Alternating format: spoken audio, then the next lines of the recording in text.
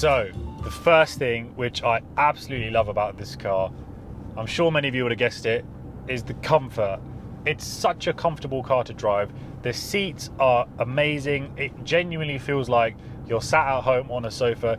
Because it's a big car, you have a nice seating position. You've got a lot of adjustment, especially for someone like me who's really tall. It just makes things a lot more comfortable, just a nice place to be.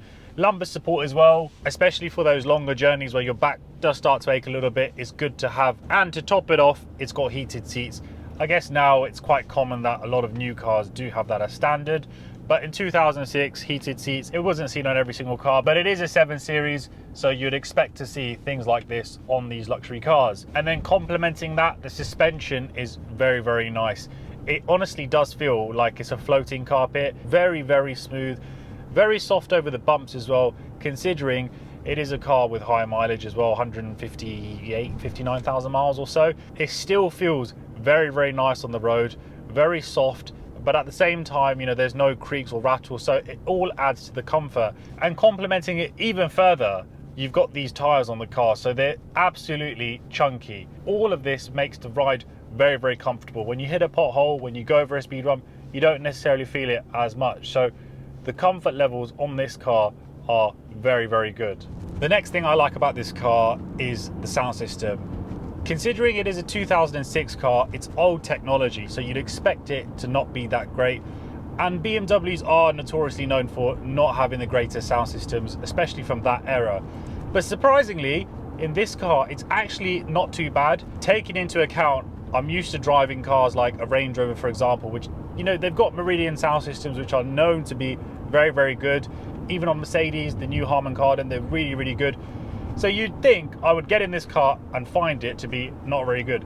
Well, that's not the case. Surprisingly, it's actually very, very good. And that's me playing music as well through an FM transmitter, because obviously this car hasn't got a Bluetooth for playing in music. So playing music through an FM transmitter, obviously I can't show you right now for copyright reasons, but the sound system is not too bad. But even still, playing music through an FM transmitter in this car, it actually sounds pretty good. Don't get me wrong, it's not got a ridiculous amount of bass, but reasonable clarity. And considering the car is 18 years old, there's no distortion with the speakers, no crackling. So either whoever had the car before just didn't use it or play music loud, or they're just made to a good standard with good quality materials, which is why the sound system in this car is still something I do love. The next thing I like about this car is the engine. So the engine, it pulls very, very well. It's smooth. It sounds pretty good as well, being a 6-cylinder. And for me, an engine is what makes a car. So having that little bit of poke, it does make a little bit of a difference. And look, if I just accelerate now, you'll hear it doesn't sound too bad. For a diesel car, it's got a good amount of poke. I think it's around 230 brake horsepower. But considering, again, it is a high miler, it still pulls very, very well. No strange noises, and it's got a good amount of poke, especially when you're on the motorway and you want to be overtaking. It's a good engine to have. And speaking of motorways, an engine like this, it just eats up the miles on a motorway. It's effortless when you want to overtake or you're merging onto the motorway. It's got a good amount of power, a good amount of torque, which does make a big, big difference. But being a 6-cylinder, it's a smooth engine to drive. And fuel economy wise, on the motorway, it's actually pretty good. The statistics say it will do 44 miles per gallon. That's probably a bit of a stretch unless you're driving 50 miles an hour through an average speed check. I've seen high 30s on the motorway, and I obviously drive as a normal person would drive. So engine wise, as a package for something of this age and this mileage, it's a very, very good engine. It's still doing well, and it makes a big difference to the car. So that's another positive. Now, the next thing I love about this car is the fact that it's actually really practical. There is so much storage in this car. There are compartments everywhere. You've got a big center console over here. You've got 2 cup holders, ashtray. Then you've got 2 compartments here, which are absolutely huge. You can fit so many sunglasses or whatever you want over there. Door cards as well, because it is a big car. Absolutely huge. Plus your glove box. And in the rears as well, you've got in the center armrest another big compartment. So practicality wise, in terms of storage and compartments in this car, it is a 10 out of 10. I can't fault this car. It is really handy, and if anything, there's too much storage that you end up just putting junk everywhere because it's just a good place to store stuff. So that is a massive plus point of this car. The boot space as well, same thing, because it is a big car. It is massive. I've got so much crap in there right now. It's a work car, right? So if I ever need to keep things in the car, I know I've got the space to do so, because there is a lot of practicality, compartments, storage space everywhere on this car. So massive plus point on that front as well. And even in terms of practicality, you know, for people in the car, I'm probably just a little bit over 6'4", and I've got plenty of legroom in the car for myself as a driver. I've got my seat put back quite a lot, to be honest, because it's just a comfortable position for me to drive, and there is still reasonable legroom behind me. I'm not saying you're going to get another giant like myself sat behind me comfortably,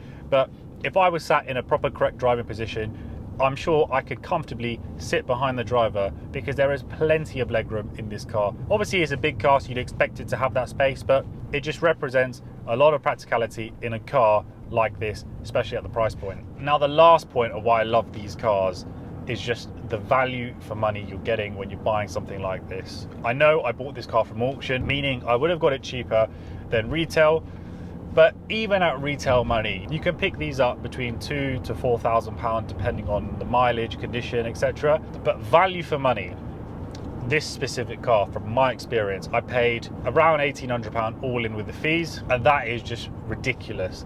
This car has got so much going for it for that price point. Even if, let's just say, this car is worth £3.5 grand retail, it still represents a ridiculous amount of value for money.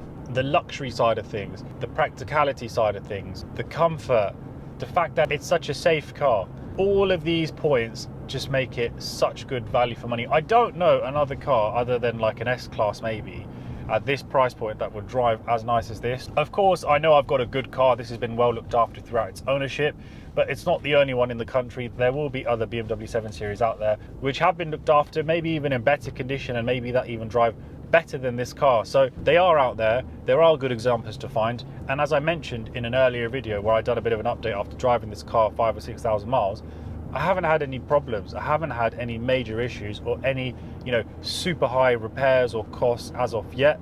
So that's my experience with this car. They represent fantastic value for money, and that is why I absolutely love these cars. But on that note, guys, I hope you've enjoyed this video. I know it's a little bit different, but I just wanted to share with you 5 things about why I absolutely love these budget luxury cars, and especially at the price point they are now, a lot of car for the money. So I just wanted to bring a video to showcase all of those points. So I hope you've enjoyed this video. Thank you so much again for watching.